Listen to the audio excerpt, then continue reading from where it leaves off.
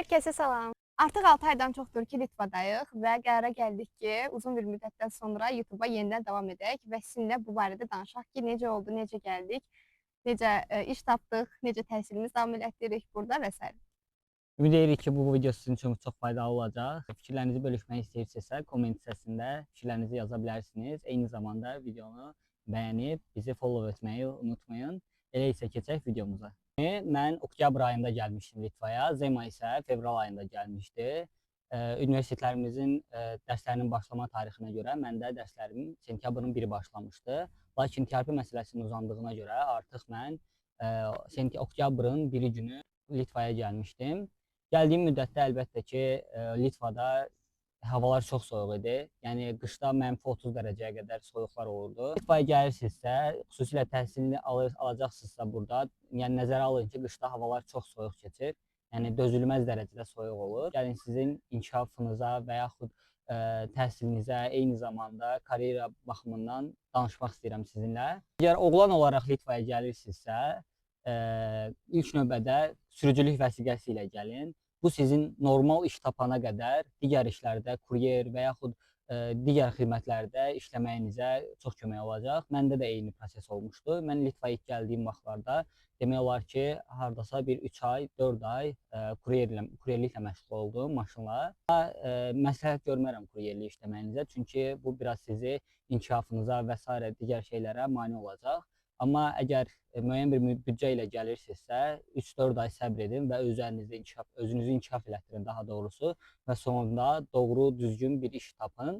Qeyd edim ki, burada hər bir sahə üzrə kifayət qədər işlər var, internship proqramları var, eyni zamanda junior pozisiyalar var. Siz onlara çox rahat şəkildə müraciət edə bilərsiniz və bəzən Litva dili tələb olunmur. Ümumiyyətcə, burada Litva dilinin tələbi çox az sayda vakansiyalarda var. Yəni beynəlxalq şirkətlərə siz rahatlıqla müraciət edə bilərsiniz. Daha çox burada hansı sahələr var? Yavaş-yavaş bu barədə danışacağıq. İndi isə sözü Zemaya verirəm. Zema necə iş tapdı, sonra isə mən danışacağam. İndi isə gələk bir həftədə necə iş tapdığımdan danışaq. İnanmırdım ki, bir həftədə başqa bir xarici ölkədə iş taparam, amma təbii ki də Azərbaycanda yığılan təcrübələr mənə burada çox kömək oldu. Azərbaycanda təhsildən çox təcrübələrə önəm verirdim və banklar olsun, digər təşkilatlar olsun və təcrübə proqramlarına qatılırdım. Eyni zamanda könüllülük proqramlarına da. Ona görə də düşünürəm ki, bu burada gəldiyimdə çox üstünlük idi. Əlbəttə ki də dil üstünlüyüm də var idi. İngilis dilimi mütəmmədi olaraq inkişaf elətdirirdim və bu müsahibələrdə də özünü göstərirdi. Hətta bura gəlmədən öncə belə Bakıda olanda burada Nəysə danışacağım olmaz. Getdi o, getdi isə. Danış. Hətta bura gəlmədən belə Azərbaycanda olanda Ayxan getmişdi, mənim də ürəyim partlayırdı. Ona görə də vakansiyalara müraciət edirdim və qəbul da almışdım. Lakin o təcrübə proqramı idi və gəldim bura, daha böyük bir fürsət məni qarşıladı. Junior Legal Officer iş olaraq təcrübə deyil idi bu və təbii ki, digərindən imtina elədim və buna razılıq verdim. Əlbəttə ki də LinkedIn üzərindən müraciət etmişdim. Hər kəs soruşur ki, necə müraciət etdiniz? LinkedIn-dən və bəzi şirkətlərin saytından, karyer hissəsindən də müraciət edə bilərsiniz. Mənim üçün çox böyük bir şok idi ki, necə oldu ki, mən 10 gün içərisində bir iş tapa bildim. Və bu düşünürəm ki, mənim ən böyük şanslarımdan biri idi və burada ilk gəldiyim müddətdə depressiyadaydım. Çünki hava dəhşət dərəcədə soyuq idi. Eləyəcək heç bir işim yox idi. Bilmirdim nə edəm, ailəmdən uzaq və çox darıxma hissi gəlirdi mənə. Ona görə də iş tapdım və başım qarışmış oldu bir növ. Qeyd edək ki, əgər siz də Litvanı hədəfləyirsinizsə, iş tapma periodu, yəni hər bir şəxsdən asılı olaraq dəyişir. Yəni 3 ay, 6 ay, 1 il bəzən bu çəkə bilər. Yəni ən əsası bu mərhələlərdə özünüzə inanmalısınız. Müraciət etdiyiniz hər bir vakansiyaya, hər bir internshipə belə deyim, özünüzdə inam yaratmalısınız və həmin vakansiyalara, proqramlara, eyni zamanda onların tələblərinə uyğun şəkildə hazırlaşmalısınız. Burada bazar o qədər də belə böyük deyil, amma ki xarici şirkətlər və onların vakansiyaları kifayət qədərdir. Yəni siz burada əgər hüquqşünas və yaxud maliyyə sahəsində, eyni zamanda IT sahəsində yəni gəlirsinizsə, yəni magistrda o ixtisas və yaxud bakalavrda o ixtisas üzrə oxuyursunuzsa, yəni öz üzərinizdə bir az inkişaf elətdirirsinizsə, mənim fikrimdə siz rahatlıqla iş tapa bilərsiniz. Ən azından internship proqramı tapıb, ardını isə davam etdirə bilərsiniz həmin şirkətdə. Yəni ən əsası əgər bura gəlirsinizsə məqsədli olun. Sadəcə mən xaricə çıxıram deyə gəlməyin. Yəni burada nə isə edərəm deyə düşünməyin. Ən əsası hazırlıqlı gəlin. Mən təklif edirəm ki, sizə Azərbaycanda olarkən əgər bura artıq TRP-nizi və sairə digər sənədlərinizi almısınızsa, oradan artıq başlayın müraciət etməyə və vakansiyaları araşdırın, bazarı araşdırın ki, siz burada gəlib artıq işsiz qalmayasınız. Orada müraciət etdiyiniz zaman da siz intervyuya dəvət edilirsiniz və intervyu əsasında da bildirirsiniz ki, mən tələbəyəm, bu vaxtı gələcəm, TRP-m var və s. bu kimi şeylər. Onsuz da burada işə qəbul olma prosesi təqribən 1 ay çəkir.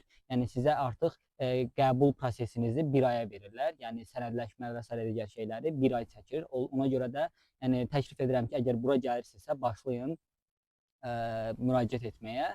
Bu əlbəttə ki, magistr tələbələri tam dərinə buna yararlana bilər. Bakalavra müraciət edirsinizsə nəzərə alın ki, burada 1-ci, 2-ci, 3-cü kursda çox şirkətlər sizi götürməyəcək. Lakin sonuncu kursda isə artıq sizin belə deyim, tələbat yaranacaqsa və siz işlərə müraciət edə biləcəksiniz.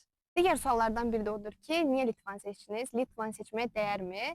Düşünürəm ki, biz bura gəldiyimiz müddətdə YouTube-da belə Litva haqqında çox da video yox idi. Hətta deyərdim ki, heç video yox idi. Ona görə də necə bir ölkəyə düşdüyümüzdən xəbərsiz idik. Və bura gəldik, çox gözəl bir təbiətlə rastlaşdıq. Arxada da gördüyünüz kimi çox gözəl mənzərədir. Litvada yaşayan xaricilərlə əlaqə saxlayırdım ki, bəs orada təhsil necədir, iş imkanları necədir və çox zaman suallarımız cavabsız qalırdı, çox cavab vermirdilər.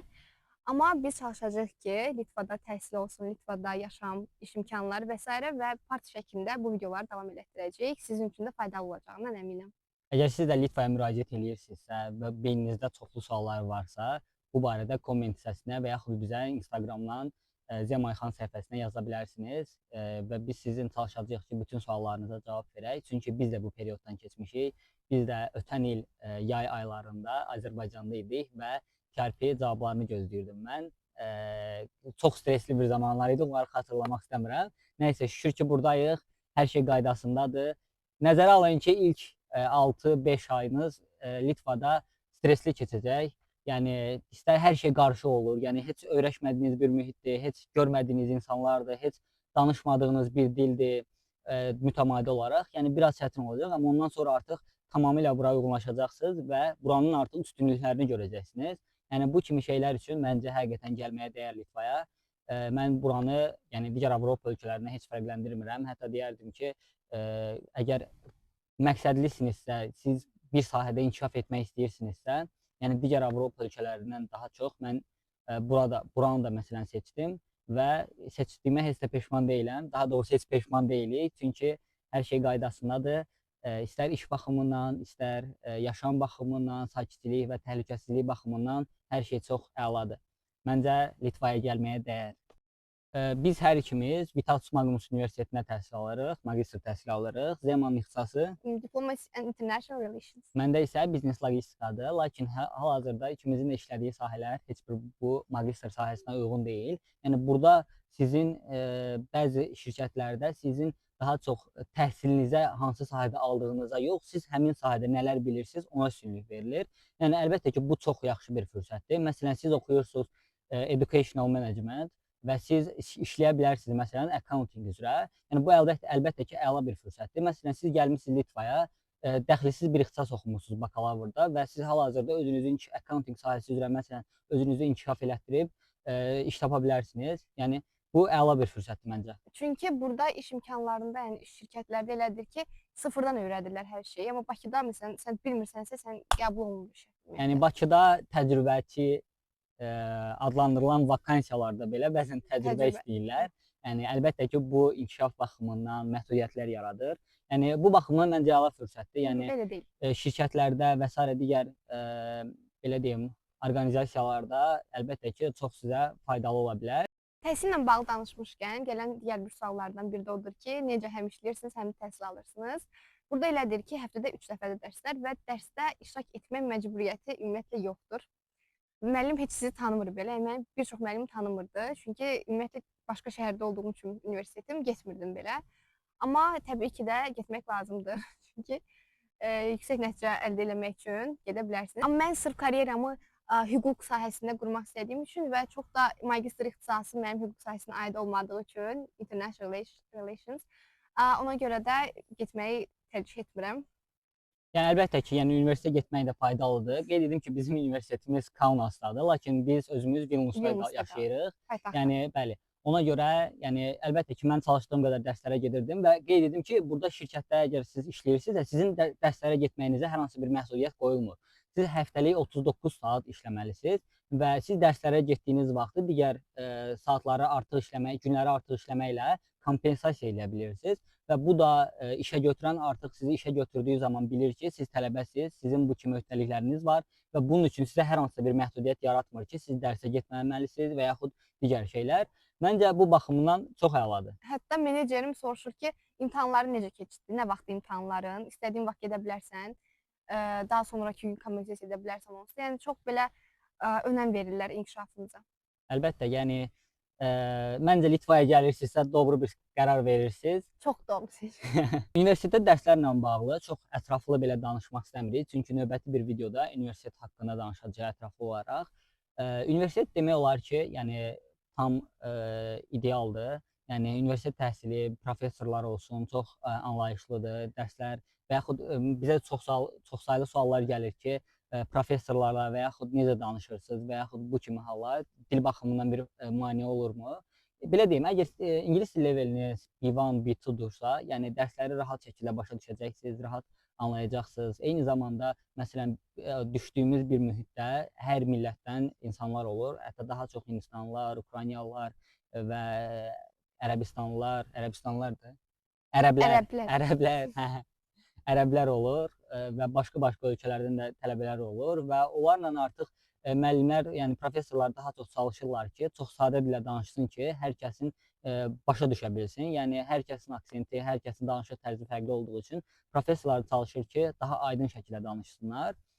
Universitet dərsləri bizdə magistr olduğumuz üçün həftədə 3 dəfə keçirilir və dərslərə getmək Zema dediyi kimi məcburi deyil. Yəni əlbəttə ki, getsəz qiymətiniz çox-çox yüksək olacaq, lakin getməyə də bilərsiniz. Professora bildirə bilərsiniz ki, biz hal-hazırda burada işləyirik və uzaqda qalırıq, məsələn, Vilniusda qalırıq və s. Bu baxımdan heç bir məhdudiyyət olmur. Amma maraqlısı odur ki, universitetdə müəllimlər işləməyinizi bəyənir, deyir ki, hə gedişdə. İş yerində də rəhbərlər deyir ki, hə get təhsilat. əlbəttə, yəni bu kimi hallar insanın inkişafına çox da böyük faydalar verir. Siz həm təhsil aldığınız müddətdə həm işləyirsiniz, həm karyeranıza fokuslanırsınız. Mən onun tərəfdarı deyiləm ki, əlbəttə ki, əgər xaricə çıxmısınızsa, karyeranıza fokuslanmalısınız. Tək universitet dərsləri və s. digər şeylərlə yetinmək olmaz. Yəni təhsil, mən universitetdə o dərindən oxumağın çox da tərəfdarı deyiləm. Əgər universitet oxumaq mənə əksinə vaxt itkisi kimi gəlir. Yəni əsas karyeranıza fokuslanmalısınız. Yəni universiteti qurtardıqdan sonra əsas gələcək perspektivlər barədə düşünməlisiniz. Bu kimi şeylər sizin əlbəttə ki, karyeranın inkişafınıza çox böyük faydalar verəcək. İndi isə qaldığım yerdən davam edim dərslərə. Dərslər həqiqətən məncə əla keçirilir. Bəzən olur ki, bəzən aqressiv professorlar da olur. Yəni bunlar daha çox yerli millətin müəllimləri, professorları olur. Yəni bunların da özlərini göstərmək deyək də buna. Yəni göstərirlər ki, hə mən buyam, mən buyam. Amma onlar da sizə hər hansısa bir maneə yaratmır. Məsələn, sizin Azərbaycandakı kimi qiymətinizi kəsmir. Və yaxud sizə belə deyim də, sizə bir maneə yaratmır. Sadəcə ola bilər ki, hə o sizi bəyənməyə bilər, siz onu bəyənməyə bilərsiniz. Hərə öz işinə məşğul olur, bu qədər. Yəni onun içərisinə girməyə məcbur da deyilsiniz. Əlbəttə ki, yenə də deyirəm, bu universitetdən asılı olaraq dəyişə bilər. Məsələn, ola bilər ki, siz Vilnius Universitetində oxuyursunuz, Vilniusda, biz Magnusda oxuyuruq. Bu hallar universitetdən dəyişə bilər. Yəni universitet seçirsinizsə, ona görə maksimum dərəcədə diqqətli olmalısınız ki, universitetin tələbləri nədir? Məsələn, siz həmin bütün həftəni dərsə getməlisinizmi və yaxud sizə iş imkanlarını icazə verirmi? Əgər bir müddət gəlib burada qalsanız, görsəniz ki, iş tapa bilmirsiniz, siz universitetin karyera xidmətləri ilə bağlı da maraqlana bilərsiniz. Onlar sizi internship və xüsusilə Erasmus proqramlarına göndərirlər. Yəni burada kifayət qədər azərbaycanlılar var ki, Erasmus proqramlarından çox geniş istifadə edib və təhsilin bir hissəsini, yəni başqa ölkələrdə təhsil alıb. Əlbəttə bu baxımdan bu çox yaxşıdır. Sadəcə bunun üçün belə deyim, Azərbaycanda kimi xüsusi bir o göstəriciyə və s. belə deyim də ehtiyac yoxdur. Sadəcə Erasmus proqramları barədə koordinatorunuza müraciət edirsiniz və o da sizi artıq yavaş-yavaş yönləndirir və gedib təhsilinizi alırsınız başqa ölkədə. Yəni bu kimi proseslər burada çox sadə keçir və belə deyim, hər hansısa bir məhdudiyyət olmur. Sadəcə onlar istəyir ki, əslində sizi təşviq eləyirlər ki, siz daha da gedib həmin proqramlarda iştirak edəsiniz və özünüzü inkişaf elətdirəsiniz. Əgər siz də növbəti illərdə və yaxud hal-hazırda Litvaya gəlməyi planlaşdırırsınızsa, universitet seçimi və s. barədə bizə yaza bilərsiniz. Qeyd edim ki, bizim hal-hazırda bura gəldiyimiz şirkətlə biz əməkdaşlıq edirik və eyni zamanda bizim Zemind adlı platformamız var. Orada müraciət edə bilərsiniz bu barədə. Biz bacardığımız qədər sizə dəstək ola bilərik və bu prosesdə artıq onlarla tələbəmiz gəlib Litvaya və biz onların qəbullarını almışıq və biz çox şadıq ki, onların bura gəlməyində bir əməyimiz keçib. Ümid edirik ki, hər biriniz biz olmasaq da və yaxud biz sizlə müraciət edib Litvaya istədiyiniz və yaxud Avropa ölkəsinə gedə bilərsiniz. Bu prosesi gözünüzdə ən əsası böyütməyin. Yəni, əgər hər şeyiniz qaydasındadırsa, rahatlıqla gələ biləcəksiniz. Göstəriciləriniz normaldırsa, heç nədən çəkinməyin. Rahatlıqla istər TRP, yəni Temporary Resident Permit, viza müsahibələri və yaxud başqa şeylər çox rahatlıqla keçəcək və sizə heç kim incitməyəcək. Qeyd edim ki, intervyu müsahibələrinə və yaxud hələ hazırlaşırsınızsa, bizə Instagram üzərindən yaza bilərsiniz.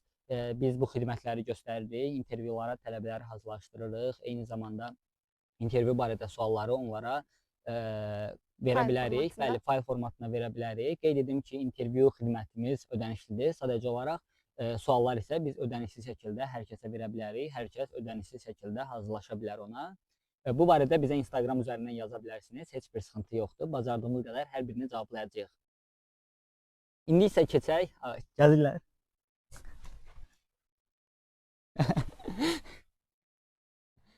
Mən də istəyirəm. Mən də istəyirəm. Allah girir sürək. Yaşaydı axı. Ay, nə gözəldir. Mən də istəyirəm. Əl elədilər, gördün.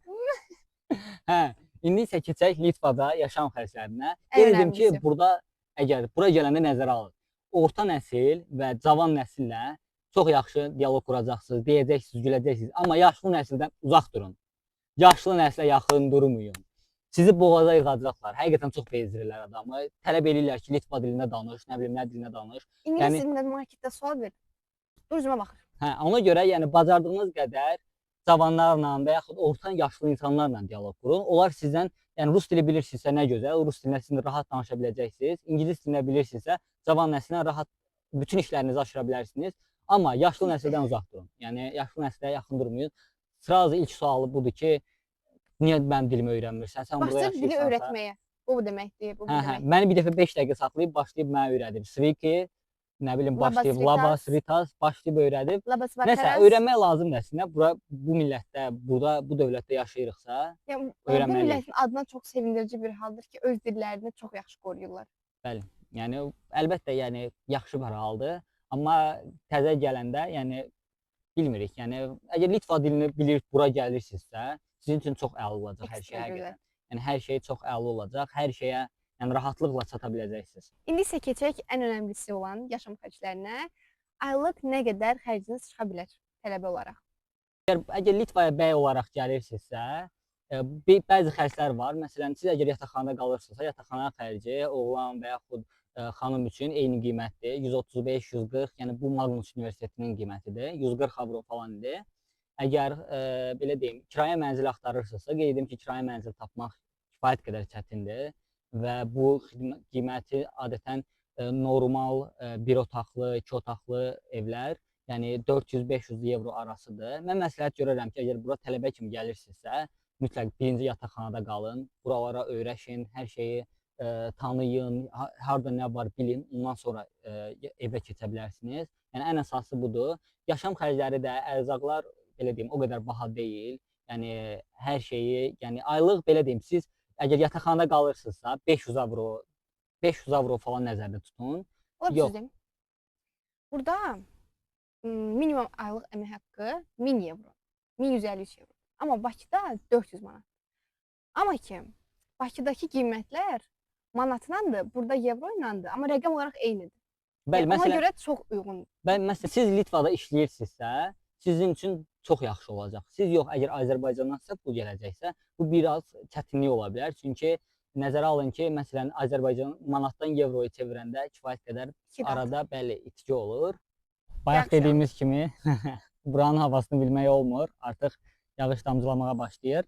Nəysə, bayaq qeyd etdiyim kimi, yəni manatdan evroya çevirəndə siz kifayət qədər pul itirirsiniz. Yəni buna görə bura gələndə hər şeyi almağa çalışmayın birdən-birə. Yəni yavaş-yavaş, mərhələli şəkildə hər şeyinizi ala bilərsiniz. Yəni xüsusilə artıq tez bir zamanda iş tapsaz, yəni hər şey daha da yaxşı olacaq. İndi isə yaşam xərcləri qadınlardan danış. Qadınlarda yaşam xərcləri biraz çoxdur. Çünki niyə? Bizim dırnağımız var, bizim saçımız var, bizim makyajlarımız var, baxım əşyaları. Ona görə də qadınlarda biraz artıq çıxa bilər. Amma heç olmaz, bizə dəyər. Ayxan ev yaşam xərclərindən danışdı. Marketdən də danışdın Ayxan. Yox, marketdən də ümumi danışdım da. Onda mən marketdən danışmaq Hı. istəyirəm. Demək ən sevdiyim yer burada Maximadır, Rim-dir. Çünki ən böyük marketlərdir və mən marketdə gəzməyi çox sevirəm. Və almağı da sevirəm. Və qiymətlər baxımından düşünürəm ki, çox-çox uyğundur. Yəni buradakı əmək haqqıya nisbətən uyğundur təbii ki. Çünki ən təcrübəçi belə burada ən aşağı 1153 evro alır. Təcrübəçi. Yəni gross olaraq. Ayğın işləyir. Yəni gross olaraq bəli 1153 evro alır. Yəni bu təcrübəçi də nəzərə alsaq ki, 3 aydan sonra artıq junior pozisiyaya keçəcək. Yəni məncə rahatdır. Yəni burada yaşamaq rahatdır. Yaşamaq baxımından hər hansı bir sıxıntınız olacağını düşünmürəm əgər işləyirsinizsə burada. Amma işləmirsinizsə də işləməyə çalışın. Çalışın. Əgər siz də hal-hazırda Litvaya gəlməyi hədəfləyirsinizsə və yaxud növbəti illərdə Litvaya gəlməyi hədəfləyirsinizsə, ümid edirik ki, bu video sizin üçün çox faydalı olacaq. Növbəti videolarda isə bu davamlı biz çəkməyə çalışacağıq və ümid edirik ki, bu videolar sizin üçün çox faydalı olacaq. Eyni zamanda sizə bir qatqı qatmış olacaq və biz bura gəlməmişdən qabaq hər hansısa bir resurs yox idi ki, biz Litva haqqında tələbələr üçün, imkanlar üçün bir məlumat alaq və biz çalışacağıq ki, sizinlə bu məlumatları bölüşək və sizə bir fayda qataq.